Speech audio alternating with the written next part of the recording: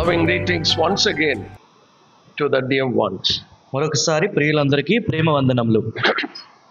This is the third day we are meditating on the prophetical truths. ప్రవచన సత్యముల మీద మూడవ దినము మనం ధ్యానములు కొనసాగించుచున్నాం. We are going to deal in little more in depth about the present world events. ప్రస్తుత ప్రపంచ పరిస్థితుల గురించి మరింత విస్తృతంగా ఈ రోజు మనము We ధ్యానించబోతున్నాము. were meditating about the nation of Israel. Israel దేశము గురించి మనం ధ్యానించుచున్నాము. The Lord in a wonderful way has brought them back after 2000 years. ప్రభు అద్భుతమైన రీతిగా 2000 సంవత్సరాల తర్వాత వారిని సమకూర్చారు. It was impossible for them to come back. వారు తిరిగి సమకూర్చబడుట అసాధ్యము. Very, very clearly we have seen it is God who has brought them back Chala from the four corners of the world. చాలా స్పష్టంగా ప్రపంచపు నలుగు దిక్కుల నుండి దేవుడే వారిని సమకూర్చినట్లుగా మనం చూడగలిగాం. They have come back to the same place where God has given to their forefathers. దేవుడు వారి పితరులకు ఏ ప్రదేశం అయితే ఇచ్చి ఉన్నారో అదే ప్రదేశంకు వారు తిరిగి వచ్చారు. We saw that God has brought them back because the church age is going to be over. సంఘం యొక్క కాలము ముగింపునకు వచ్చింది కనుక దేవుడు వారిని తిరిగి చేర్చినట్లుగా మనం చూస్తున్నాం. Once the church is taken up, that is rapture, సంఘము ఎత్తబడిన తర్వాత then the Lord has to deal with the nation of Israel. Prabhu Israel ప్రజల యొక్క దేశంతో వ్యవహరించబోచున్నాడు. We saw the people who have come back, they are spiritually deaf and blind. తిరిగి వచ్చిన ప్రజలందరూ కూడా ఆత్మీయంగా గుడ్డితనము చెవిటితనము కలిగి ఉన్నవారని మనం చూసుకున్నాం. In other words, just like a gold has lost its purity, these people who were fine gold has become dim. మరొక మాటలో చెప్పాలి అంటే బంగారము లేదా మేలిమి బంగారం అంటే వీరి పరిశుద్ధతని కోల్పోయారని మనం చూస్తున్నాం. So if the Lord has to come back, కనుక ప్రభువు తిరిగి రావాలంటే these people have to acknowledge their offense. ఈ ప్రజలు వారు చేసిన తప్పిదములు వారు ఒప్పుకున్నారు. They have to say, blessed is he who comes in the name of the Lord. దేవుని నామము రానై ఉన్నవాడు ఆశీర్వదింపబడిన వాడు అని వీరు చెప్పగలగాలి. We saw from Matthew chapter 24 and Hosea chapter 5. మత్తయి సువార్త 24వ అధ్యాయం నుంచి అలాగే హోషేయ గ్రంథము 5వ అధ్యాయం నుంచి ఈ మాటలు మనం చూసుకున్నాం. We are not going to repeat it again. మరలా ఆ మాటలు మనం ఇప్పుడు చూసుకున్నట్లేదు The కానీ Lord has brought them back and they are spiritually blind. ప్రభు వారిని తిరిగి సమకూర్చారు కానీ ఆత్మీయంగా వారు గుడ్డివారై ఉన్నారు. Their eyes have to be opened. వారి కళ్ళు తెరవబడాలి. Spiritually they have to be enlightened to understand that they have crucified their Messiah 2000 years back. ఆత్మీయంగా వారు వెలిగింపబడి ఈ సత్యాన్ని వారు గ్రహించాలి. వారి మెస్సియాను 2000 సంవత్సరాల క్రితము వారు సిలువ వేశారనే సత్యమును వారు గ్రహించగలగాలి. We saw that it is going to happen in Jerusalem. యెరూషలేములో ఇది జరగబోతుంది అని మనం చూసుకున్నాం. God will make Jerusalem a furnace to purify them. దేవుడు యెరూషలేమును ఒక కొలిమి వలె చేసి వారిని శుద్ధీకరించబోతున్నాడు. We have almost meditated all those things. ఈ విషయాలన్నీ కూడా మనం సుమారుగా ధ్యానించుకున్నాం. I want today morning you to turn to the book of Zechariah. ఈ ఉదయకాల సమయంలో జకరియా గ్రంథము నుంచి కొన్ని మాటలు మనం చూసుకోవాలని ఆశిస్తున్నాను. From the book of Zechariah, Zechariah గ్రంథము I'm going to take out some hidden truths there. Zechariah గ్రంథము నుంచి కొన్ని దాగి ఉన్న సత్యములు మీ ముందు నేను ఉంచాలనుకుంటున్నాను. As you read the prophet Zechariah's book, Zechariah గ్రంథము మీరు చదివినప్పుడు 2 times you find the particular phrase, the burden of the word of the Lord. దేవుని వాక్యం యొక్క భారము అని 2 సార్లు ఈ పదజాలము మనం చూడగలుగుతున్నాం. I don't know about your translation, Telugu తర్జుమాలో అది ఎలాగుందో మనం చూద్దాం. but you find 2 times in English Bible the burden of the word of the Lord. English తర్జుమాలో 2 సార్లు దేవుని వాక్యం యొక్క భారము అని మనం చూస్తున్నాం. These 2 times it is penned down with a special purpose. 2 సార్లు ఒక ప్రత్యేకమైన ఉద్దేశముతో ఇది లిఖింపబడినట్లుగా మనం చూస్తున్నాం. Look at chapter 9. 9వ అధ్యాయం మీరు చూడండి. Is it there in verses 1? మొదటి వచనం మనం చూసినట్లయితే The burden of the word of the Lord. దేవోక్తి అని మనం చూస్తున్నాం. It is not in your translation. Telugu తర్జుమాలో మాట సరిగా రాలేదు. But I am reading English Bible. English తర్జుమాలో కానీ మనం In చూసుకున్నట్లయితే the English Bible, chapter 9 and verses 1 is 9వ అధ్యాయం జకరియా గ్రంథము 9వ అధ్యాయం మొదటి వచనం English తర్జుమాలో the burden of the word of the Lord. దేవుని వాక్యం యొక్క భారము అని మనం చూస్తున్నాం. You find that particular phrase only one more time in the book of Zechariah. ఆ మాట జకరియా గ్రంథంలో మరొకసారి మాత్రమే మనం చూస్తున్నాం. Where is it? ఎక్కడుంది? Turn to chapter 12. 12వ అధ్యాయంలో మనం చూద్దాం. In chapter 12 and verses 1, Zechariah గ్రంథము 12వ అధ్యాయం మొదటి వాక్యము we read again the burden of the word of the Lord. దేవోక్తి ఇజ్రాయెలును గూర్చి వచ్చిన యెహోవా యెహోవా వాక్కు అని మనం చూస్తున్నాం. Keep it in mind, in English Bible, 2 times you find that phrase, the burden of the word of the Lord. English బైబిల్లోని ఇప్పుడు మనం చదువుకున్న 2 వాక్య భాగంలో దేవుని వాక్యం యొక్క భారము అనే మాట వాడబడిందని మనసులో ఉంచుకుందాం. It's a burden in the heart of God. ఇది దేవుని హృదయములో ఉన్న భారము. What is this burden in his heart? ఆయన హృదయంలో ఉన్న భారం ఏంటి? Let us come back to chapter 9. తిరిగి 9వ అధ్యాయంలోకి మనం వద్దాం. Here it is, the first time it is mentioned as the burden of the word of the Lord. ఇది దేవుని వాక్యం యొక్క భారము అని మొదటిసారి ప్రస్తావించబడింది ఇక్కడ. After telling this first burden, ఈ మొదట భారము గురించి చెప్పబడిన then తర్వాత 3 chapters are taken for that. 3 అధ్యాయములు దాని కొరకు వినియోగించుకున్నట్లు మనం Chapter చూస్తున్నాం. 9, 10 and 11. 9, 10, 11 అధ్యాయములు.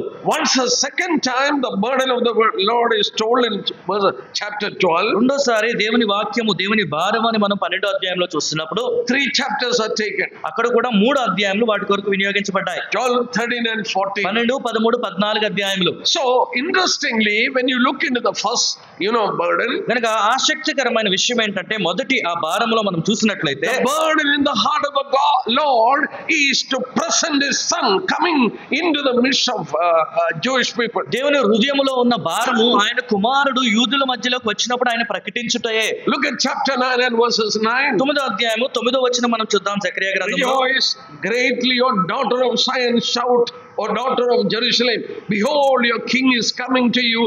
He is just and having salvation, lowly and riding on a donkey, a colt, a foal of a donkey. Zechariah గ్రంథము 9వ అధ్యాయము 9వ వచనం మనం చదువుకున్నాం. సియోను నివాసులారా బహుగా సంతోషించుడి, యెరూషలేము నివాసులారా ఉల్లాసముగా ఉండుడి. నీ రాజు నీతిపరుడును రక్షణ గలవాడును దీనుడునై గాడిద పిల్లను ఎక్కి నీ వద్దకు వచ్చుచున్నాడు. So the first burden is concerned in the coming of the Lord in the first time. కనుక దేవుని యొక్క భారము, మొదటి భారము ప్రభువైన యేసుక్రీస్తు వారి మొదటి రాకకు సంబంధించినది. Unfortunately, these people have rejected him. దురదృష్టవశాత్తు ఆయన ప్రజలు ఆయన తృణీకరించారు. What happened in the last part of that burden of the Lord first time? ఈ భారం యొక్క ఆఖరి భాగంలో మొదటిసారి ఏం జరిగింది? They have rejected their true shepherd. వారు వారి కాపరిని వారు తృణీకరించారు. And these people are going to accept a worthless shepherd. ఈ ప్రజలు ఎటువంటి విలువ లేని ఒక కాపరిని వారు తీసుకోవాలని ఆశించుచున్నారు. Who is this worthless shepherd? ఈ విలువ లేని కాపరి ఎవరు? This is the Antichrist. ఇది అంత్యక్రీస్తు. Look at chapter 11 and verses 17. 11వ అధ్యాయము 17వ వచనం మనం చూసుకుందాం. Woe to the worthless shepherd. పనికిమాలిన కాపరికి శ్రమ అని మనం చూస్తున్నాం. Yes, it is concerning Antichrist. ఇది అంత్యక్రీస్తునకు సంబంధించిన వాక్యము. So the first burden, the Lord is pointing out the son. His son is coming in midst of Jerusalem. గనుక దేవుని యొక్క మొదటి భారము ఇజ్రాయెల్ ప్రజల మధ్యకు యెరూషలేమునకు ప్రవేశించుచున్న ఆయన కుమారుని గురించి ప్రస్తావించుచున్నాడు. They rejected him. వారు ఆయన తృణీకరించారు. And they are accepting Antichrist. వారు అంత్యక్రీస్తును స్వీకరించుచున్నారు. Now we are coming to the second burden. ఇప్పుడు తిరిగి రెండవ భారము గురించి మనం In చూసినట్లయితే the second burden, it starts in chapter 12. రెండవ భారము 12వ అధ్యాయంలో ప్రారంభమవుతుంది. The burden of the word of the Lord. దేవుని వాక్యం యొక్క భారము. 3 chapters again, 12, 13, 14. మరలా 3 అధ్యాయములు 12, 13, 14 అధ్యాయములు. What is the second burden in the heart of God? దేవుని హృదయములో ఉన్న రెండవ భారం ఏంటి? It is concerning the second coming of the Lord. ఇది ప్రభువైన యేసుక్రీస్తు వారి రెండో రాకకు సంబంధించినది. An interesting thing is there in this last burden of the word of the Lord. దేవుని వాక్యం యొక్క రెండవ భారంలోనే ఒక ఆసక్తికరమైన విషయముని మనం చూడగలుగుతున్నాం. When you read this chapter 12, 13 and 14, 12, 13, 14 అధ్యాయములు మనం చదువుకున్నప్పుడు you find a particular phrase is repeated around 16 times. ఒక ప్రత్యేకమైన పదజాలము 16 సార్లు వాడబడినట్లుగా మనం చూస్తున్నాం. In that day, ఆ దినమున అని మనం చూస్తున్నాం. In that day. ఆ దినమున. That word is repeated 16 times in these 3 chapters. ఆ మాట ఈ 3 అధ్యాయములో 16 మార్లు వాడబడి ఉన్నది. The Lord is pointing out to a particular day. దేవుడు ఒక ప్రత్యేకమైన దినమును చూపించి మాట్లాడుతున్నాడు. Just like 16 beads on a chain, when it is connected, it will be one chain. ఒక గొలుసులోని 16 లింకులు ఎలాగైతే అది కనెక్ట్ చేసినప్పుడు ఉంటాయో అలాగా దేవుడు చెప్తున్నట్లుగా మనం చూస్తున్నాం. Events in these 3 chapters, ఈ 3 అధ్యాయంలో ఉన్న సంఘటనలు ultimately pointing that one day. ఆఖరిగా ఒక దినమునే అవి సూచిస్తున్నాయి. What is in that day? ఆ దినమున ఏం జరగబోతుంది? Look at chapter 14. చూడండి 14వ అధ్యాయము. That day is the day of the Lord. ఆ దినము యెహోవా దినము అని మనం చూస్తున్నాం. That's what you read in verses 1. 14వ అధ్యాయం మొదటి వచనంలో అదే మాట మనం చూస్తున్నాం. Behold, the day of the Lord is coming. ఇదిగో యెహోవా దినము వచ్చుచున్నది. What is the meaning of the day of the Lord? యెహోవా దినము అనగానేమి? Anybody who studies the biblical prophecy, ఆ దేవుని వాక్యము దేవుని ప్రవచనములు చదువుతున్న వారు, the day of the Lord starts when the day of man ends. దేవుని దినము ఎప్పుడు ప్రారంభమవుతుందంటే మానవుడి దినం ఎప్పుడైతే ముగింపబడుతుందో We are అప్పుడే. living in the day of man. మనము మానవుడి దినములో జీవించుచున్నాము. The Lord is going to intervene in history. ఆ ప్రభు చరిత్ర మధ్యలో ఆయన చోటు చేసుకొని ఉన్నారు. Along with the, after the rapture, God is going to directly deal with the nations. సంఘము ఎత్తబడిన తర్వాత ఈ జనములతోనే దేవుడే వ్యవహరించబోచున్నారు. From that time it is known as the day of the Lord. ఆ సమయం నుంచి అది ప్రభువు దినముగా సంబోధించబడుచున్నది. What will happen in that day? ఆ దినమున ఏం జరుగును? Look at verses 4 of chapter 14. చూడండి 14వ అధ్యాయం 4వ వచనం మనం చదువుకుందాం. In that day his feet will stand on the Mount of Olives. ఆ దినమున యెరూషలేము ఎదుట తూర్పు తట్టునున్న ఒలీవ కొండ మీద ఆయన పాదములుంచగా The Lord is speaking to Israel. దేవుడు ఇశ్రాయేలు ప్రజలతో మాట్లాడుచున్నాడు. To Israel he is going to have, come back in his glorious appearing. ఆ ఇశ్రాయేలుకు ఆయన మహిమ కలిగిన మరొక రాక ఆయన చూపించబోచున్నాడు. He was taken up from Mount of Olives. ఆయన ఒలీవల కొండ మీద నుంచి ఆయన ఎత్తబడ్డాడు. He will come back to the Mount of Olives. తిరిగి అదే కొండ మీద ఒలీవల కొండ మీద ఆయన దిగనై ఉన్నాడు. We read here at the time when his feet is going to stand on the Mount of Olives. ఆ దినమున ఆ కొండ మీద ఆయన పాదములుంచగా The Mount of Olives shall be split into two. ఒలీవ కొండ అది రెండుగా విభజింపబడుతుందని మనం చూస్తున్నాం. I still remember the first time I stood on the Mount of Olives. నేను మొదటిసారి ఒలీవల కొండ మీద నిలబడిన సంఘటన నాకు జ్ఞాపకం ఉంది. I was so much taken up with emotions. అక్కడ నేను ఎంతో భావోద్వేగాలకు గురయ్యాను. On the tip of the Mount of Olives, ఒలీవ కొండపై అంచు భాగమున there is a stone, అక్కడ ఒక రాయి ఉంది. and they say the Lord has gone up to heaven from that stone. ప్రభు ఈ రాతి మీద నుంచి పరలోకమునకు ఆసీనుడై ఉన్నాడని దాని మీద లిఖింపబడి ఉంది. I knelt down, touched with my hand that stone, and I prayed in my heart to the Lord. నేను అక్కడ మోకాళ్ళలోని ఆ రాయిని ముట్టుకొని నా హృదయంలో ప్రభువుకి ప్రార్థన చేశాను. But when I stood there, something took my heart emotionally. కానీ నేను అక్కడ నిలబడినప్పుడు నా హృదయం ఎంతో భావోద్వేగానికి లోనైంది. The guide who was with me, అక్కడ మాతో ఉన్న guide he told this is a Rift Valley area. ఇది ఒక లోయగా చేయబడబోతున్న ప్రదేశం అని ఆయన చెప్పాడు. Immediately I understood what is he speaking. వెంటనే ఆయన దేని గురించి మాట్లాడుతున్నాడో నాకు అర్థమైంది. There was an earthquake in that place some years back. కొన్ని సంవత్సరాల క్రితము ఆ ప్రాంతంలో ఒక భూకంపం వచ్చింది. And after the geologists have found out there is a gigantic fault running east west of Mount of Olives. ఆ భూమి గురించి చదువుతున్న వారు అక్కడ ఒలీవల కొండ మధ్య నుంచి ఇలాగా చీలి ఉన్నదని చెప్పారు. Underneath the Mount of Olives, ఆ ఒలీవల కొండ కింద there is a fault running now. దాని కింద భూమి రెండు భాగములుగా ఉందని చెప్తున్నారు. A small earthquake is needed, it will be split into two. ఒక చిన్న భూకంపం వచ్చినా ఒలీవ కొండ అది రెండుగా విభజింపబడుతుందని చెప్తున్నారు. That day we stood there and we sang a song that the Mount of Olives is already ready.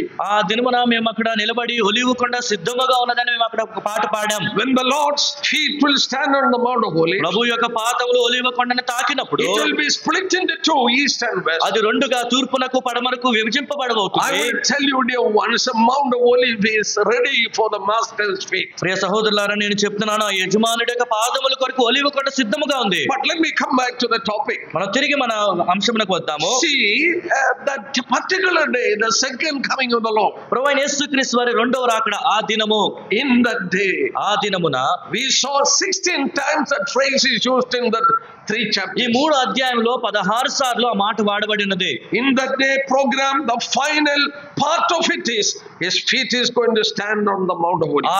ఆ దినమున సంభవించి అన్నిటిలోనే ఆఖరిది ఆయన పాదములు ఒలీవ కొండ మీద తాకునై ఉన్నవి. Now I want to ask you a question. ఇప్పుడు మిమ్మల్ని ఒక ప్రశ్న అడగాలనుకుంటున్నాను. When is this in that day program starts? ఆ దినము అనే ఈ కార్యక్రమము ఎప్పుడు ప్రారంభం అవబోతుంది? We have a clue here. దాని కొరకు మనకి ఇక్కడ క్లూ మనం చూస్తున్నాం. What is that clue? అదేంటి?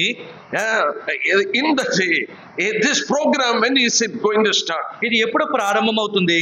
Look at chapter 12. 12వ అధ్యాయం మనం చూద్దాం. Verses 2. రెండవ వచనము, Behold, I will make Jerusalem a cup of drunkenness to all the surrounding people. నేను యెరూషలేమును చుట్టూన జనులందరికీ మత్తు పట్టించే పాత్రగా చేయబోచున్నాను. In the day, verses 4. నాలుగు వచనంలో ఆ దినమున అని చూస్తున్నాం. That in the day program starts. Yes, here is a clue. In the day program, we know it will culminate in the coming of the Lord. ఆ దినము ప్రభువైన యేసుక్రీస్తు వారి రాకతో ప్రారంభమవుతుందనే విషయం మనకు అర్థమైంది. I want to point out to dear believers. కానీ ఒక విషయాన్ని నేను సూచించాలనుకున్నాను ప్రియ విశ్వాసులారా. In the day program starts when God makes Jerusalem a problem for the surrounding countries. ఆ దినము అన్నది యెరూషలేము ఇతర దేశములకు ఎప్పుడైతే సమస్యగా మారుతుందో అప్పుడు ప్రారంభమవనై ఉన్నది. Once it become a burden for the surrounding people, ఒకసారి యెరూషలేము చుట్టూ ఉన్న వారికి సమస్యగా మారినప్పుడు it will get over only when the Lord is going to come in his glorious appearing. ప్రభువైన యేసుక్రీస్తు వారు ఆయన మహిమతో రానై ఉన్నప్పుడే ఆ దినం ముగియబోచున్నది. You know, Jerusalem has been captured by many in the previous history. యెరూషలేము చరిత్రలో మనం చూసినప్పుడు ఎంతో మంది కైవసం చేసుకున్నారు. I have a list with me. నా దగ్గర ఒక పట్టిక ఉంది. I don't want to go into detail. అవన్నీ వివరాలు నేను చెప్పాలని For ఆశించలేదు. example, we know from the history Romans have captured. ఉదాహరణకు చరిత్రలో మనం చూసినప్పుడు రోమీలు దాన్ని కైవసం చేసుకున్నారు. After that Byzantine, that is Christian rulers. దాని తర్వాత క్రైస్తవ అధికారులు కొంతమంది దాన్ని కైవసం చేసుకున్నారు. Arab Crusaders. అరబ్ క్రూసేడర్లు కొంతమంది కైవసం Turkish చేసుకున్నారు. people. టర్కీ వారు చేసుకున్నారు. Britain has captured. బ్రిటన్ వారు కైవసం చేసుకున్నారు. At last it was in the hand of Jordan. ఆఖరికి యోర్దాను చేతులు అది ఉంది. None of the time it was never a problem for the people. అది ఎన్నడూ కూడా ఎవరికి సమస్యగా మారలేదు. Once they captured it, it is with them. ఒకసారి అది వారు కైవసం చేసుకున్నారు, అది వారితోనే ఉన్నది. But something happened in the time in which we are living. కానీ మనము జీవించుతున్న సమయంలోనే ఒక సంఘటన చోటు చేసుకుంది. In 1967, 1967 we సంవత్సరంలో know there was a war between Arabs and Israel known as 6-day war. అరబ్లకు ఇజ్రాయెలీల మధ్య 6 దినముల ఒక యుద్ధము చోటు చేసుకుందని మనకు Within తెలుసు. this 6-day war, ఈ 6 దినముల యుద్ధములో Israel captured the old Jerusalem. Israel ప్రజలు వారి పురాతన యెరూషలేము పట్టణమును తిరిగి కైవసం చేసుకున్నారు. Not only they captured in 1967, 1967 సంవత్సరంలో దాన్ని కైవసం చేసుకోవడం మాత్రమే కాదు, in 1980 July, 1980 సంవత్సరము జులై నెలలో they declared to the world, వారు ప్రపంచానికి ఏం చెప్పారంటే Jerusalem is an undivided eternal capital of Israel. యెరూషలేము ఇజ్రాయెల్ ప్రజలకు ఎవరికి విభజింపలేని నిత్యమైన రాజధాని అని వారు చెప్పారు. And we will never live here again. మేము ఎన్నడూ దాన్ని విడిచిపెట్టమని వారు చెప్పారు. You know what happened? ఏం జరిగిందో మీకు తెలుసా? It was declared in July 1980. అది జూలై నెల 1980 సంవత్సరంలో ఇలా బయలుపరిచారు. You know, after few months, that is in September 1980, కొన్ని నెలల తర్వాత సెప్టెంబర్ నెల 1980 సంవత్సరంలోనే in a place known as Morocco, మొరోక్కో అనే ప్రదేశంలో Arab people, they gathered together, the Muslim people gathered together. Arab దేశస్తులు ముస్లింలు అందరూ కలిసి ఒక చోట వారు కూడుకున్నారు. They declared something known as holy war.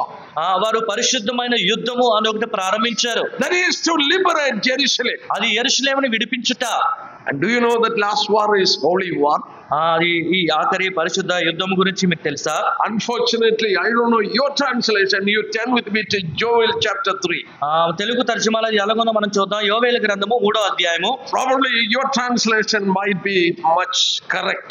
బహుశా మన తర్జుమాలో అది స్పష్టంగా వచ్చి ఉంటుందేమో, మనం చూద్దాం. I have my Malayalam translation which is correctly translated. Malayalam తర్జుమాలో అది చక్కగా అనువదింపబడి ఉన్నది. I have examined the original language. నేను మూల భాషలో కూడా అది చూశాను. The Lord says in Joel chapter 3, యోవేలు గ్రంథము 3వ అధ్యాయము verses 9, 9వ వచనం మనం చూద్దాం. Prepare this among the nations. అన్యజనులు ఈ సమాచారం ప్రకటన చేయుడి. Prepare for the war. It is actually holy war. యుద్ధము ప్రతిష్ఠించుడి అని మనం చూస్తున్నాం. Is it yuddham or? యుద్ధము war. Yeah. But in Malayalam Bible it is holy war. యుద్ధము ప్రతిష్ఠించుడి అనే మాట మనం చూస్తున్నాం. In the original language, Hebrew language, it is sanctifying holy war. మూల భాషలోనే అది పరిశుద్ధ యుద్ధం. తెలుగులో అది ప్రతిష్ఠించుడి అనే మాట మనం చూస్తున్నాం. What is the meaning? Is to sanctify. Sanctify. Yeah, that is right. sanctifying war. యుద్ధము ప్రతిష్ఠించుడి అనే మాట మనం చూస్తున్నాం. You know, in Arabic language, do you know what it is? Arab భాషలో దాన్ని ఏమంటారు తెలుసా? Jihad. జిహాద్ అని We పిలుస్తుంటారు. are familiar with that ఈ word. మాట మనందరికీ బాగా పరిచయమే. Arab people declare jihad to liberate Jerusalem. Arab ప్రజలు యెరూషలేమును విడిపించుటకు జిహాద్ ను ప్రకటించారు. Thousands of years back, వేల సంవత్సరముల క్రితము God has revealed the last war will be jihad. ఈ జిహాద్ అనేది ఆఖరి యుద్ధముగా ఉంటుందని దేవుడు బయలుపరిచాడు. In order to liberate Jerusalem. యెరూషలేమును విడిపించుటకు జరిగే Yes, యుద్ధము. Jerusalem. And look at here, verses 11. 11వ వచనం మనం చూద్దాం. Assemble and come all you nations, gather together all around. చుట్టుపట్లనున్న అన్యజనులారా త్వరపడి రండి, సమకూడి రండి. Who are the surrounding nations? చుట్టూ ఉన్న అన్యజనులు ఎవరు? We went and looked yesterday from Zechariah. నిన్నటి దినము జకర్యా గ్రంథంలో ఆ మాటలు మనం The చూస్తున్నాం. surrounding people are Islamic countries. చుట్టూ ఉన్న ప్రజలు అందరూ కూడా ఇస్లాం దేశంలో మనం చూస్తున్నాం. Israel is surrounded by 23 Islamic countries. Israel చుట్టూ 23 ఇస్లాం దేశములు ఉన్నట్లుగా మనం చూస్తున్నాం. Something around 57 Islamic countries. 57 ఇస్లాం దేశంలో And they are third holiest place is Jerusalem.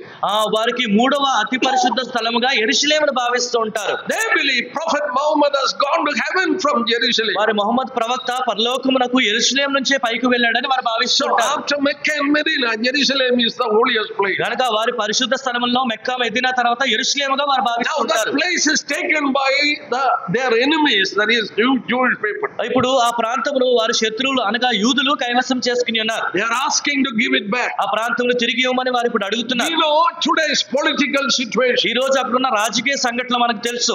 I don't know what is going to happen because Trump has come as president of US. Trump US ప్రధానిగా ఉన్నాడు కనుక ఏమి సంభవించబోతుందో మనం చెప్పలేము. All the nations are asking to create a Palestinian country. ఆ దేశములన్నీ కూడా పాలస్తీనీయుల కొరకు ఒక దేశంను సిద్ధపరచమని అడుగుతున్నారు. Giving back the West Bank and Gaza Strip. తిరిగి ఆ వెస్ట్ బ్యాంక్ గాజాలో ఉన్న భాగము తిరిగి ఇచ్చేయమని అడుగుతున్నారు. The important factor is they wanted Jerusalem as their capital. కానీ వీటన్నిటికన్నా ప్రాముఖ్యమైనది ఏంటంటే యెరూషలేము వారికి రాజధాని పట్టణముగా కావాలని వారు But ఆశించున్నారు. I believe Israel might give back this West Bank because of compulsion. నేనేమి విశ్వసిస్తున్నానంటే వారు బలవంతపరచబడి ఈ వెస్ట్ బ్యాంక్ ను ఇజ్రాయెల్ ప్రజలు తిరిగి వారికి ఇచ్చేస్తారని నేను నమ్ముచున్నాను. They will not give back Jerusalem. వారు యెరూషలేమును తిరిగి ఇవ్వరు. That is the most holy place for them. అది వారికి అతి పరిశుద్ధ స్థలము. They can build their temple only in that place. వారి మందిరమును వారు అక్కడే నిర్మించుకోగలరు. And Muslim people wanted that place. ఇస్లాం దేశస్తులు ఆ ప్రదేశంనే కోరుకునిచున్నారు. They wanted it as the capital of Jerusalem. అది వారికి రాజధానిగా కావాలని వారు భావించున్నారు. That is the reason this problem cannot be solved. ఆ కారణం చేతనే ఈ సమస్యకు పరిష్కారం మనం చూడలేము. Turn with me to Zechariah. చూడండి జకర్యా గ్రంథమునకు తిరిగి వద్దాం. You know, we read in chapter 12, 12వ అధ్యాయంలో మనం చూసుకున్నమాట verses 2. 2వ వచనం మనం చూసుకున్నట్లయితే God of heaven says, I will make Jerusalem a cup of drunkenness. నేను యెరూషలేమును మత్తు పట్టించు పాత్రగా చేయబోచున్నానని దేవుడు చెప్తున్నాడు. It is a working of God. ఇది దేవుని కార్యము. God is the one who made it in that way. దేవుడే అలాగే చేయుచున్నాడు. He allowed Islam to be spread there. Islam మతం అక్కడ విస్తరించుటకు దేవుడే అనుమతిచ్చాడు. We know Christianity has entered into dark age. క్రైస్తవ మతము ఒక అంధకార యుగములోకి వెళ్ళిందని మనకు తెలుసు.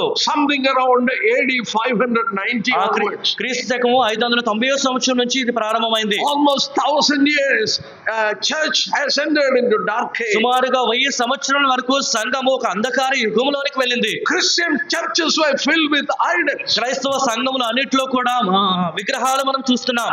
AD 622, something around that. క్రీస్తు శకము 622 సంవత్సరంలో సుమారుగా ఆ సమయంలో Muhammad, the founder of Islam, Islam స్థాపకుడు prophet Muhammad, he came up and against the idol worship.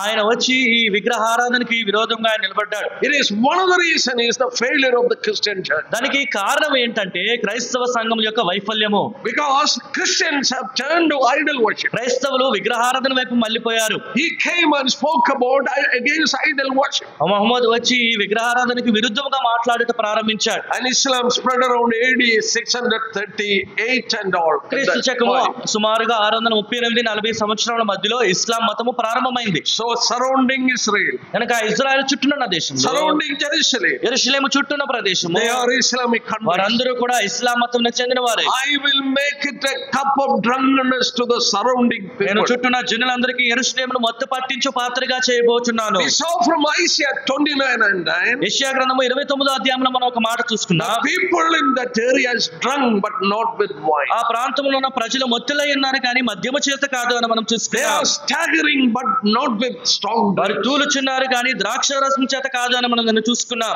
The people in that area, they get intoxicated in relation to Jerusalem. ఆ ప్రాంతంలో ఉన్న ప్రజలు యెరూషలేము వలన మొత్తులై ఉన్నారు. You find it in Isaiah 29:9. యెషయా గ్రంథము 29వ అధ్యాయము 9వ వచనం మాట మనం This is a చూస్తున్నాం. religious intoxication. ఇది ఒక మతపరమైన మొత్తుగా మనం చూస్తున్నాం. They lose their sense and they wanted to fight and they wanted to die for that. వారి ఆలోచనలు అవన్నీ కూడా వారు కోల్పోయి దాని కొరకు వారు యుద్ధం చేయటకు మరణించటకు కూడా సిద్ధంగా ఉన్నారు. So we are living in a time, first time in history, Jerusalem has become a burden for the world and for the surrounding. కనుక మనముంటున్న సమయంలోని యెరూషలేము చరిత్రలో మొట్టమొదటిసారి ఆ దేశములన్నిటి కొరకు, ప్రపంచం కొరకు ఒక భారము, ఒక సమస్యగా మారింది. Do you know when you come to chapter 14, 14వ అధ్యాయంలోకి మనం వచ్చినప్పుడు, Zechariah 14, జకరియా గ్రంథము 14వ అధ్యాయము, you read there the whole world, around the world, people are going to come and fight against Jerusalem. ప్రపంచం అంతటి నుండి ప్రజలు వచ్చి యెరూషలేమునకు విరుద్ధంగా యుద్ధము చేయబోచున్నారని మనం చూస్తున్నాం. Verses 2,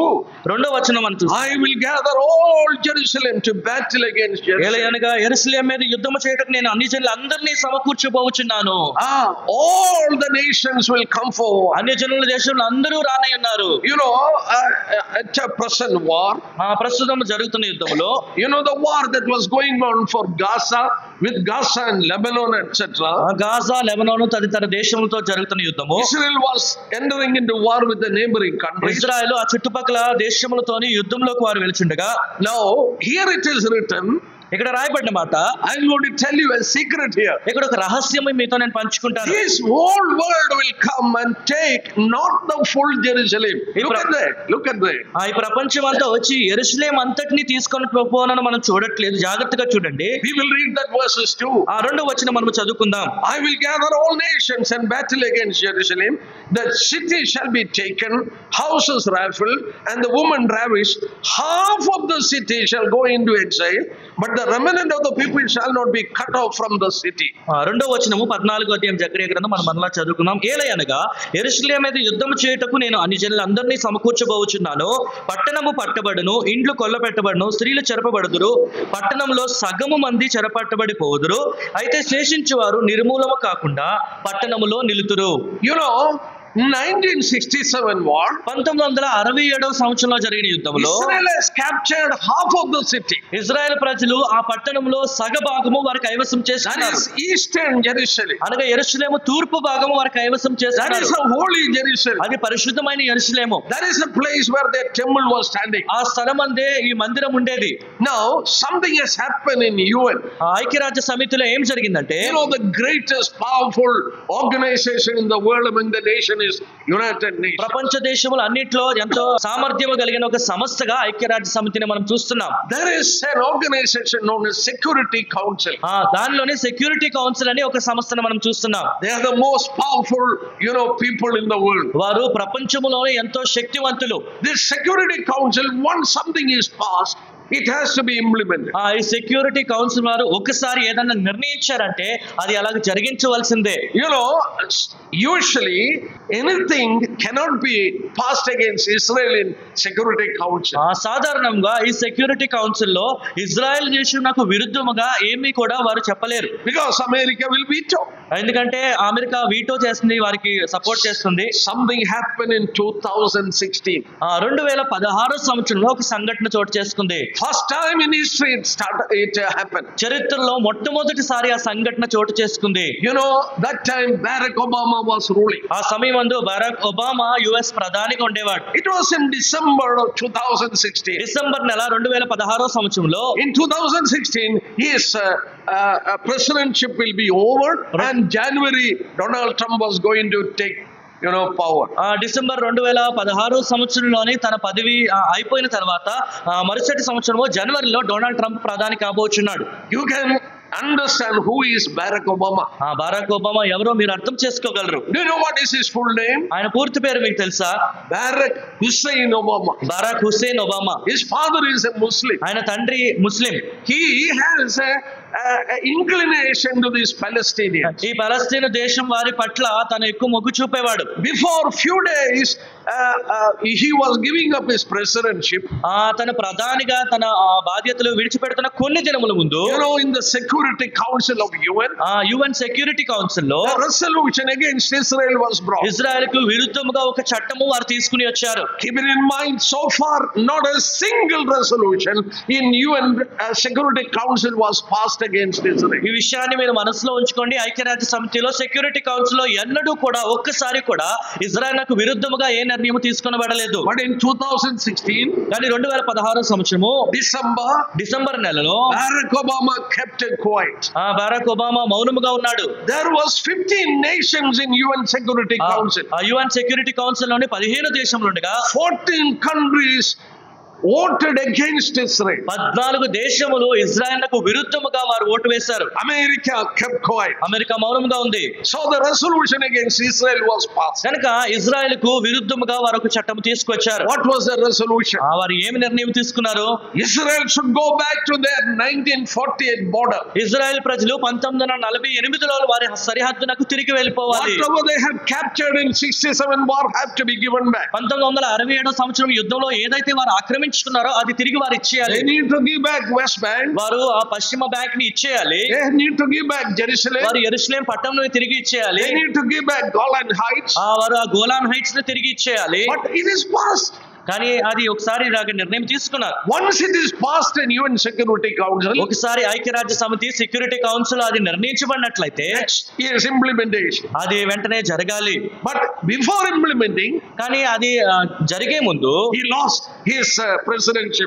తన ప్రధానిగా తన అధికారాన్ని కోల్పోయాడు. So Donald Trump came in 2017 January as the president of 2017 సంవత్సరము జనవరి నెలలోని అమెరికా ప్రధానిగా డొనాల్డ్ ట్రంప్ నియమింపబడ్డాడు. He was favoring Israel. ఆయన ఇజ్రాయెల్ ప్రజలకు కొంచెం మొగ్గు చూపేవాడు. So this resolution that was passed, కనుక ఏ నిర్ణయం అయితే తీసుకొనబడిందో is just lying there. అది అక్కడ అలా ఆగిపోయింది. It cannot be implemented. అది ఇంకా అది చోటు చేసుకోలేదు. Keep it in mind. కానీ ఈ విషయం మనసులో ఉంచుకోండి. Something that is passed in Security Council cannot be annulled, cannot be wiped out. It will lie there. Security council ఒక్కసారి తీసుకొనబడిన నిర్ణయము అది తుడిచిపెట్టలేరు, అది అలాగే ఉంటుంది. So this will come back again. కనుక తిరిగి ఏదో ఒకసారి ఇది రాబోతుంది. That is the reason. ఆ కారణం చేతనే In 1967 Israel captured only half of the city. 1967 సంవత్సరంలో పట్టణంలో సగభాగం మాత్రమే ఇజ్రాయెల్ ప్రజలు కైవసం That has చేసుకున్నారు. to be given back according to UN resolution of 2016. 2016 సంవత్సరంలో ఐక్యరాజ్య సమితి తీసుకున్న నిర్ణయం చొప్పున అది తిరిగి వారు ఇచ్చేయాలి. Look at here, the whole nation will come back to take Jerusalem, but they will take only half of the city. ఇక్కడ చూడండి, అన్ని జనులందరూ సమకూర్చబడి తిరిగి వచ్చేదారు, కానీ పట్టణంలో సగభాగం మాత్రమే వారు తీసుకుంటారని it is written, the remnant of the people shall not be cut off. అయితే శేషించిన వారు నిర్మూలము కాకుండా ఉందని చూస్తున్నాం. What I want to tell you is, ఇక నేను ఏం చెప్పాలనుకుంటున్నాను, God has prepared Jerusalem as a furnace. దేవుడు యెరూషలేమును ఒక కొలిమిగా సిద్ధపరిచి ఉన్నాడు. It is being prepared in order to purify the nation of Israel. ఆ ఇజ్రాయెల్ దేశము శుద్ధీకరించుటకు అది సిద్ధము చేయబడి ఉన్నది. Jerusalem first time in the history has become a burden to the surrounding people, that is Islamic country. చరిత్రలో మొట్టమొదటిసారి ముస్లిం దేశంనకు చుట్టుపక్కల ఉన్న దేశాల అన్నిటికీ కూడా యెరూషలేము ఒక భారముగా సమస్యగా మారిపోయింది. First time in the history Jerusalem has to be given back because of UN Security Council resolution. చరిత్రలో మొట్టమొదటిసారి ఐక్యరాజ్య సమితి తీసుకున్న నిర్ణయం చొప్పున ఇజ్రాయెల్ ప్రజలు యెరూషలేమును తిరిగి ఇచ్చేయాలి. The world nation will come and fight against Israel. ప్రపంచ దేశములన్నీ ఇజ్రాయెల్కు విరుద్ధముగా యుద్ధం చేయుటకు వచ్చుచున్నారు. 2/3 of people will be killed. 3లో 2వ వంతు వారు హతము చేయబడతారని చూస్తున్నాం. We know Israel is a nuclear power nation. Israel ప్రజలు అది న్యూక్లియర్ శక్తిగా ఉందని మనం చూస్తున్నాం. They will not allow themselves to be defeated. వారు అలాగా ఓడిపోవుటకు తమను వారు అనుమతించుకోరు. In 1973 war, 1973 సంవత్సరంలో జరిగిన యుద్ధంలో they were almost going to lose. వారు ఓడిపోయే పరిస్థితి ఏర్పడింది. That time their prime minister was Golda Meir. అప్పుడు గోల్డెన్ మేయర్ వారికి ప్రధానిగా ఉండేవారు. She gave order to assemble nuclear weapons. ఆమె అణుబాంబులు సిద్ధము చేయమని వారికి ఆదేశించారు. They took almost 13 nuclear weapons. 13 అణుబాంబులు వారు సిద్ధపరుచుకున్నారు. They were planning to drop this nuclear weapon in the Arab countries. వారు అరబ్ దేశములలో ఈ 13 అణుబాంబులు కూడా వారు సంధించుటకు సిద్ధముగా ఉన్నారు. That military operation they called it as Samson option. ఆ సమయమందు సైనికులు దీనికి శాంసన్ ఆపరేషన్ అనే దానికి పేరు పెట్టుకున్నారు. Samson was going to die. Samson మరణించబోతున్నాడు. Samson is in the hand of enemies. సంసోను శత్రువుల చేతిలో ఉన్నాడు. He is going to die along with his enemies. సంసోను మరణించబోతున్నాడు. సంసోనుతో పాటు శత్రువులందరూ కూడా మరణించబోతున్నారు. This is what Israel coded in 1973 nuclear attack. Israel ప్రజలు 1973 సంవత్సరంలో అణు యుద్ధము చేయుటకు దానికి సంసోను యుద్ధం అని పేరు పెట్టుకున్నారు. They took the nuclear weapon. వారు అణుబాంబులు తీసుకున్నారు. But they are very wise people. కానీ వారు ఎంతో జ్ఞానవంతులు. They allowed a Russian satellite to see this. Russia శాటిలైట్లకు ఇవి కనబడేలాగా వారే చేశారు. Immediately they gave information to Egypt and all. వెంటనే ఐగుప్తు తదితర దేశములకు ఈ సమాచారం అందింది. Israel is taking nuclear weapons. Israel ప్రజలు అణుబాంబులు సిద్ధపరచుకుంటున్నారని తెలిసింది. They withdrew from there. వెంటనే ఆ యుద్ధం వెనక్కి వెళ్ళిపోయారు. 1973 war, that is the way they won the war. 1973 సంవత్సరం యుద్ధము ఆ విధముగా ఇజ్రాయెల్ ప్రజలు గెలిచారు. What I want to tell you, నేనేం చెప్పాలనుకుంటున్నాను, Israel will never allow them to be defeated. Israel ప్రజలు ఎన్నడూ కూడా ఓటమిని ఒప్పుకొనటకు సిద్ధంగా ఉండరు. It is not like a war between Pakistan and India or China and India. ఇది భారతదేశంకు పాకిస్తాన్కు భారతదేశంకు చైనాకు జరిగే యుద్ధం వంటిది కాదు. See, in that one country will win and one country will lose. ఒక దేశము జయించి ఒక దేశము ఓడిపోవును. It is not the case of Israel. కానీ ఇజ్రాయెల్ విషయంలో అలా కాదు. Israel, once they lose, Israel ఓడిపోయినట్లయితే what will happen to them? వారికి ఏం జరుగుతుంది? Every man and woman of Israel will be killed. ప్రతి మనుషుడు ప్రతి స్త్రీ అక్కడ హతమార్చబడతారు. Again and again what they were telling, సారి వారు ఏం చెప్తున్నారంటే, come let us cut off Israel not being a nation. రండి ఇజ్రాయెల్ ప్రజలు ఒక దేశంగా ఉండకుండా వారిని హతమార్చదము. This is Arab countries attitude. ఇది అరబ్ దేశాల వారి వైఖరి. I believe they will take nuclear weapon. వారు అణుబాంబులు సిద్ధపరచుకుంటారని నేను విశ్వసిస్తున్నాను. We have a hint about it in Zechariah. దాని గురించి జకరియా గ్రంథములో మనం చూస్తున్నాం. Look at that. Yeah, it is written and today we understand that is nuclear war. రాయబడిన మాటలు కానీ మనం జాగ్రత్తగా గమనించినట్లయితే నేటి దినముల్లో అది అణు యుద్ధమునకు సూచిస్తుందని మనకు అర్థమవుతుంది. Yes, chapter 14. 14వ అధ్యాయం చూద్దాము. Chapter 14 and verses 11 onwards. 14వ అధ్యాయము 11వ వచనం నుంచి మనం చూస్తున్నాం. There you read like this. అక్కడ మనం ఇలా చదువుతున్నాం. In that it had come to pass that Judah, chapter 14 verses 11 onwards. 14వ అధ్యాయము 11వ వచనం నుంచి మనం కింద చదివితే తెలుగులో 12వ వచనం చూస్తున్నాం. Yeah, verses 12. In that this shall be the plague with which the Lord will strike all the people who fight against Jerusalem. మరియు యెహోవా తెగులు పుట్టించి యెరూషలేము మీద యుద్ధం చేసిన జనములందరినీ ఇలాగు మొత్తును. Their flesh shall dissolve while they stand on their feet. వారి నిలిచి ఉన్న పాటుననే వారి దేహములు కుళ్ళిపోవును. Their eyes shall dissolve in the socket. వారి కన్నులు కనుతొరల్లో ఉండియే కుళ్ళిపోవును. Their tongue shall dissolve in their mouth. వారి నాలుకలు నోళ్ళలో ఉండియే కుళ్ళిపోవును. Yeah, what is this? దీని అర్థం ఏంటి? Nobody understood. ఇది ఎవరికి అర్థం కాలేదు. Man's body dissolved once it is dead and fallen to the ground. మనుష్యుడు శరీరము మరణించి అది ఇలాగ నేలలో పడినప్పుడే అది ఇలాగ అవుతుందని మనం చూస్తున్నాం. But here it is written, కానీ ఇక్కడ దేహముల గురించి మనం చూసినట్లయితే their flesh shall dissolve while they are standing on their feet. వారు నిలిచి ఉన్న పాటుననే వారి దేహములు కుళ్ళిపోవును. Man understood it in the Second World War. రెండవ ప్రపంచ యుద్ధంలో మనుష్యుడికి ఈ విషయం అర్థమైంది. When America dropped atom bomb in Hiroshima and Nagasaki, America Hiroshima Nagasaki పట్టణముల మీద అణుబాంబుని సంధించినప్పుడు 60 miles away from that place, ఆ ప్రాంతం నుంచి 60 మైళ్ళ దూరంలో there was a European. వాళ్ళు ఐరోపా ఖండం ఉంది. He saw a mushroom cloud in the sky. ఐరోపాకి చెందిన ఒక వ్యక్తి ఇలాగ ఒక గొప్ప మేఘము ఆకాశంలో చూచాడు. First time he has not seen a picture also like that. ఎన్నడూ అటువంటి పటము కూడా ఆయన చూడలేదు. He wanted to understand what it is. అది ఏంటి అని తన గ్రహించుటకు ప్రయత్నం చేశాడు. He took his car and rushed to that place. ఆయన కారు తీసుకుని ఆ ప్రాంతంలోకి వెళ్ళాడు. He came near to an anti-aircraft unit, Japanese anti-aircraft unit. అక్కడ జపాన్ సంస్థకు జపాన్ దేశంలోకి చెందినది ఎయిర్ క్రాఫ్ట్లు రాకుండా ఉండే ఒక ప్రదేశంలోకి వచ్చాడు. 2 people were alive. ఇద్దరు అక్కడ సజీవులుగా ఉన్నారు. He came and asked, what happened? ఏం జరిగిందని వారిని అడిగాడు. He told like this. వారు ఇలా చెప్పారు, we heard the plane's noise. మేము ఇలాగా విమానముల శబ్దం విన్నాము. We came out and waited for the plane to come near. మేము బయటికి వచ్చి ఆ విమానం దగ్గరగా రావాలని ఎదురు చూసాము. When it came 20,000 feet above, అవి మా పైన 20 అడుగుల ఎత్తు వరకు వచ్చినప్పుడు they dropped the bomb. వారు అణుబాంబులు అక్కడ నుంచి సంధించారు. 2,000 feet above, it exploded. 2000 అడుగులు ఎత్తునే అవి పేలిపోయాయి. Then he told, అప్పుడు ఆయన ఇలా the చెప్పాడు, people who were with me, అక్కడ నాతో పాటు ఉన్న ప్రజలు, their eyes melted and it was running through their cheeks like wax. వారి కన్నులు మైనం వలె కరిగిపోయి వారి ముఖం మీద ఎలా కాలుతో వారు చూశారు. The brain, came out like scorched egg. వారి కపాలము ఇలాగ విరిగిపోయి గుడ్లు వలె అది చితికిపోయిందని చెప్పారు. Their tongue dissolved in the mouth. వారి నాలిక నోట్లోనే కరిగిపోయింది. Nuclear radiation. న్యూక్లియర్ అణు రేడియేషన్ ఎలాగుంటాయి మనం చూస్తున్నాం. Within the split of a second, ఒక క్షణములో the atmospheric temperature will go high. అక్కడ ఉన్న ఉష్ణోగ్రత అంతా కూడా తారస్థాయికి The చేరుకుంటుంది. people who are standing, they will not have time to fall on the ground also. Their flesh will dissolve as they stand. అక్కడ నిలబడిన ప్రజలు నేల మీద పడే లోపే వారి శరీరం అంతా కూడా కాలిపోతుందని మనం చూస్తున్నాం. It is written here.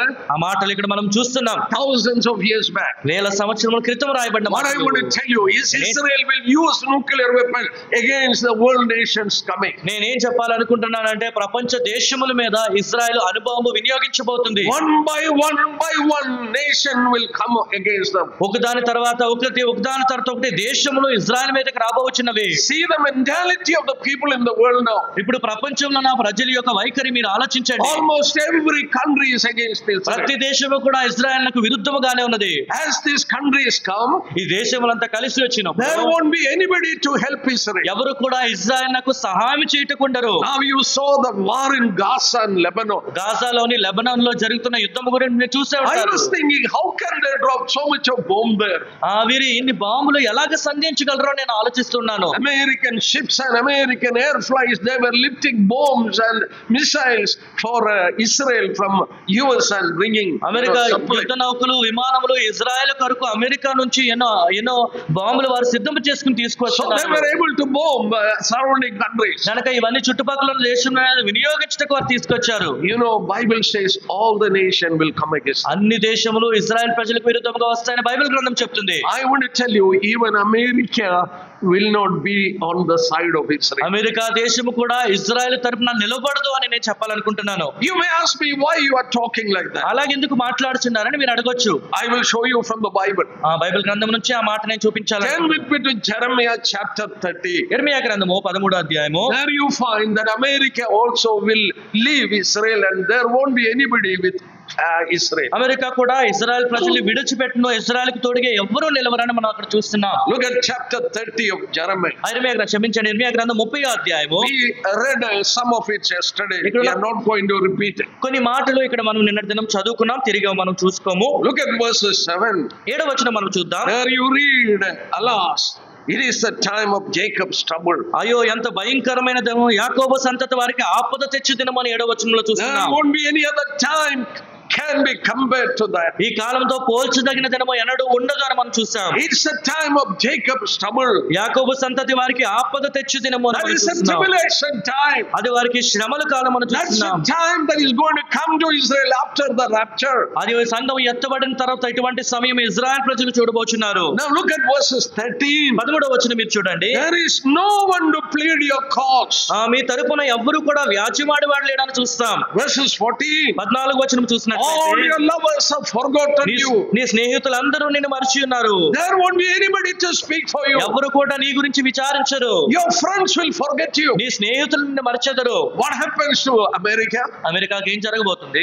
I started to think and meditate on this topic. దీని గురించి ఆలోచించి ధ్యానించడం నేను ప్రారంభించాను. I understood something. నాకు ఒక విషయం అర్థమైంది. Today, America is supporting Israel. One reason. ఈ రోజు అమెరికా ఇజ్రాయెల్ ప్రజలకు తోడై ఉందంటే ఒక కారణమే. America America is the only Protestant country in the world. ప్రపంచమంతట్లో ప్రొటెస్టెంట్ దేశంలో అమెరికా మాత్రమే ఉంది. You know, America, there are two parties. One is Republicans, another is Democrat. అమెరికాలోనే డెమోక్రటిక్ పార్టీ ఒకటి, రిపబ్లిక్ పార్టీ, రెండు పార్టీలు మనం చూస్తున్నాం. Barack Obama and all, they are Democrats. Barack Obama party అంతా వారు Democrats. Trump and all, they are Republicans. Trump party అంతా కూడా రిపబ్లిక్స్ అని మనం చూస్తున్నాం. Republicans are more Bible believing people. ఆ రిపబ్లిక్ పార్టీ వారు అధికముగా బైబిల్ ని నమ్మేవారు. They usually win the election because of Bible believing people's vote. వారు సాధారణంగా బైబిల్ నమ్మే వారి ఓటు వలనే వారు ఎలక్షన్ లో గెలుస్తూ ఉంటారు. In America, there is a place known as Bible Belt. That area, everyone they have Bible and they believe Bible. అమెరికాలోని ఒక ప్రాంతము బైబిల్ బెల్ట్ అని చెప్పబడుచిన ప్రాంతము. అక్కడ అందరి దగ్గర బైబిల్ ఉంటాయి, అందరూ కూడా నమ్మిన వారే. The highest number of born again believers is in America. అత్యధికముగా రక్షింపబడిన విశ్వాసులు అమెరికాలోనే ఉన్నారు. But what happens at the time of rapture? దాని సంఘం ఎత్తబడినప్పుడు ఏం జరగబోతుంది? All the believers in America will be taken up. అమెరికాలో ఉన్న విశ్వాసులందరూ ఎత్తబడతారు. Then who will be left? అప్పుడు ఎవరు మిగులుతారు? Ordinary people, secular people.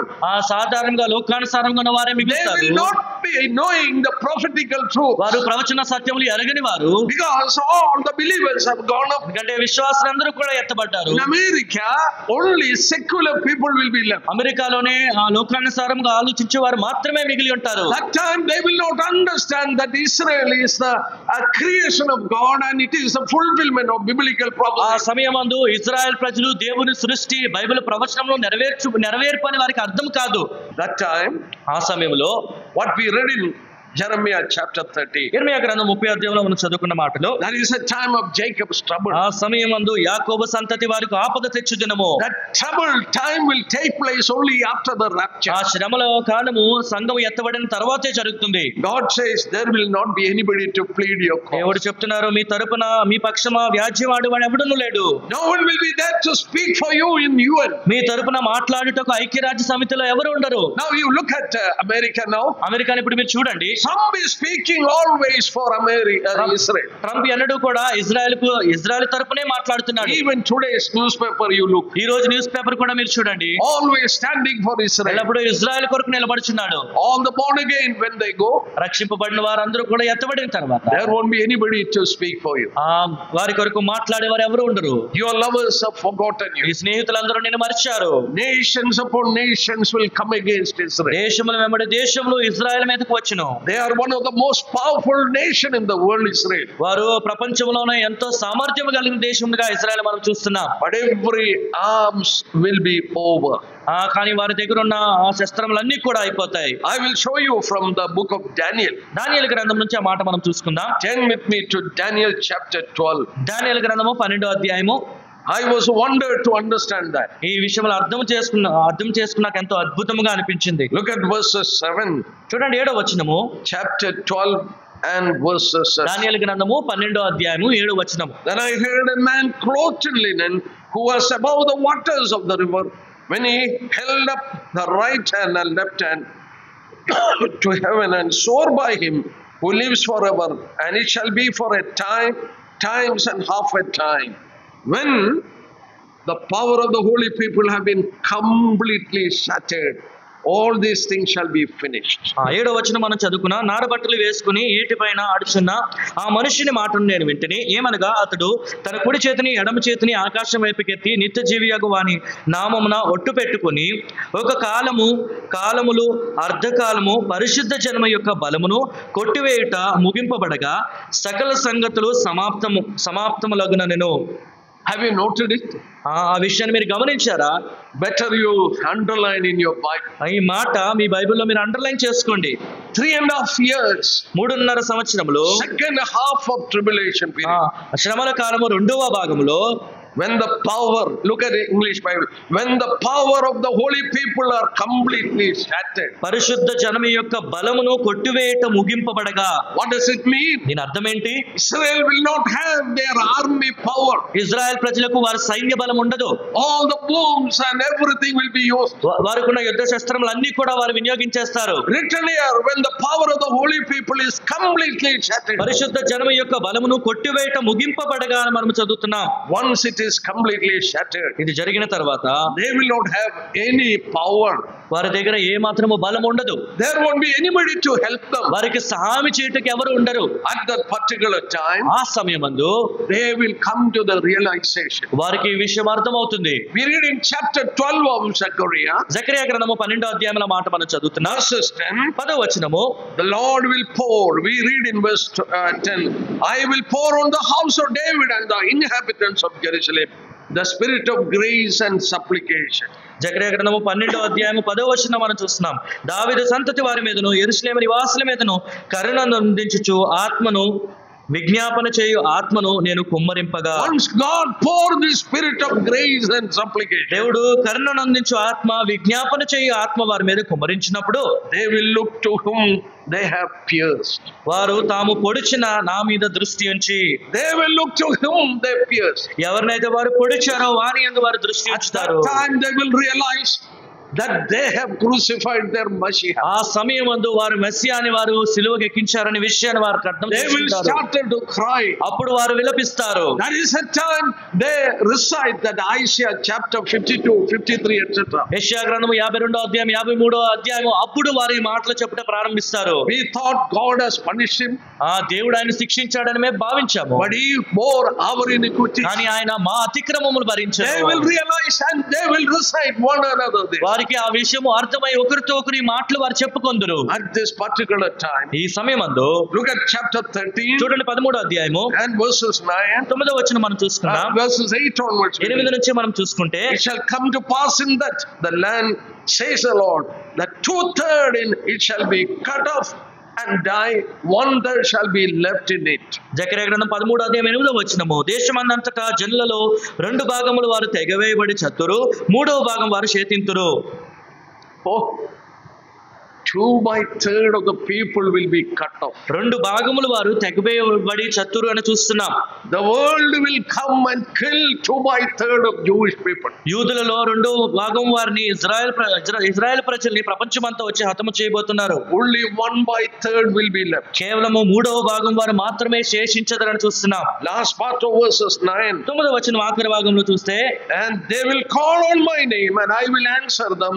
I will say, this is my people, and each one will say, the Lord is my God. వారు నా నామమును బట్టి మొరపెట్టగా నేను వారి మొరను ఆలకింతును, మీరు నా జనులని నేను చెప్పుదును, యెహోవా మా దేవుడని వారు చెప్పుదురు. Yes, 1/3 will be purified. అవును, 3వ భాగం వారు శుద్ధీకరింపబడుదురు. What I want to tell you is, నేను ఇక్కడ ఏం చెప్పాలనుకుంటున్నానంటే, in order to fulfill these prophecies, ఈ ప్రవచనాలన్నీ నెరవేర్చబడటకు everything is prepared. అన్ని సిద్ధపరచబడి ఉన్నవి. Yes, Islam has spread surrounding places of Jerusalem. యెరూషలేము చుట్టూ ఇస్లాం మతం అంతా విస్తరించింది. First time in history, చరిత్రలో మొట్టమొదటిసారి Jerusalem has become a cup of drunkenness to the surrounding people. యెరూషలేము మత్తు పట్టించు పాత్రగా చుట్టుపక్కల ఉన్న ప్రజలకు అది మారిపోయింది. As the Lord told, I will make Jerusalem a burdensome stone for the surrounding Prabhu people. చెప్పినట్లుగా చుట్టుపక్కల ఉన్న ప్రజలందరి కొరకు నేను దాన్ని ఒక భారము కలిగిన రాయిగా నేను చేయబోతున్నాను. It is the greatest political event that no nation can solve. రాజకీయంగా ఎంతో ఇదొక గొప్ప సంఘటన. దీనికి ఎవ్వరు కూడా ఏ దేశము పరిష్కారం తీసుకురాలేదు. Because God told, I will make Jerusalem a problem for the surrounding people. ఎందుకంటే దేవుడు సెలవిచ్చిన మాట, చుట్టూ ఉన్న ప్రజలందరి కొరకు యెరూషలేము నేను ఒక సమస్యగా చేతును. First time in history, Jerusalem has become a problem as the prophets have foretold. చరిత్రలో మొట్టమొదటిసారి ప్రవచనములు నెరవేర్చబడినట్లు యెరూషలేము అందరికీ సమస్యగా మారిపోయింది. Not only that, అంత మాత్రమే కాదు, look at that. Israel is today an ally of America. నేడు ఇజ్రాయెల్ ప్రజలు అమెరికాకి స్నేహితులుగా ఉన్నారు. We saw from scripture America will leave these people. లేఖన భాగాల్లో మనం చూసుకున్నాము, అమెరికా కూడా వీరిని విడిచిపెట్టబోతున్నారు. No one will be there with Israel. ఎవరు కూడా ఇజ్రాయెల్కి తోడుగా నిలవరు. And their weapons will be over. వారి ఆయుధములు అన్ని కూడా అయిపోతాయి. Then 2/3 of these people will be killed. 2వ భాగం వారు హతమార్చబడతారు. All the nation, one after another, will come. దేశములన్నీ ఒకదాని తర్వాత ఒకటి వచ్చును. Only 1/3 will be purified. కేవలము 3వ వంతు మాత్రమే శుద్ధీకరింపబడతారు. This world, Israel and the nations are being prepared for this. ఈ ప్రపంచము, ఇజ్రాయెల్ ఆయా దేశములు దీని కొరకు సిద్ధముగా ఉన్నాయి. This will take place, sisters. This will take place only after rapture. సహోదర సహోదరులారా, ఇది సంఘం ఎత్తబడిన తర్వాతే జరగబోయే సంఘటన. If the things are so much ready for the final drama, ఈ ఆఖరి ఘట్టము కొరకు ఈ సంఘటనలన్నీ సిద్ధముగా ఉంటుండగా how close we are for the rapture. మనము ఎత్తబడుటకు ఎంత సన్నిహితముగా ఉన్నాము. Anytime we can be taken from this world. ఏ సమయమందైనా సంఘం ఎత్తబడును. We will be within the twinkling of an eye. We will be changed and taken up, and we will be before the Lord. కనురెప్పపాటున రూపాంతరము చెంది ప్రభు ఎదుట మనం ఉండబోతున్నాము. Only few more days. ఇంకొన్ని రోజులు మాత్రమే. It can happen today. ఇది ఈ రోజే జరగవచ్చు. It can happen tomorrow. ఇది రేపైనా జరగవచ్చు. Any day it can happen. ఏ క్షణమైనా ఇది జరగవచ్చు. I used to tell that we are living in an extended time. Time is over. మన సమయం అయిపోయింది కానీ మరికొంత కాల వ్యవధి పొడిగింపబడిందని చెప్తూ ఉంటాను. So how close we should be to the blessed Lord. కనుక మన ప్రభువుకు మనం ఎంత దగ్గరగా ఉండాలి. Spend more time in prayer. ఎక్కువ సమయం ప్రార్థనలో గడుపుదాం. Try to be more close with Him. మరింత ఎక్కువగా ఆయనకు సన్నిహితముగా మనం ఉందాం. Get ready to meet Him. ఆయన ఎదుర్కొనుటకు మనం సిద్ధముగా ఉంటాం. If anyone is here hearing us, not sure of their salvation, మా మాటలు వింటున్న వారు ఇంకా రక్షణ నిశ్చయత లేని వారు ఎవరైనా ఉన్నట్లయితే make sure that you are a saved person. మీరు రక్షింపబడిన వారిని దయచేసి మీరు అది నిశ్చయించుకోనండి. Otherwise you will be left in this world. లేనట్లయితే ఈ లోకంలో మీరు విడువబడతారు. May the Lord help each one of us. మనలో ప్రతి ఒక్కరికి దేవుడు సహాయం చేయను గాక. Bible prophecies are true and it is God's word. Bible ప్రవచనములు సత్యములు, ఇది దేవుని వాక్యము. May the Lord continue to speak to you. దేవుడు మనతో మాట్లాడటం ఇంకా కొనసాగించును గాక. Amen.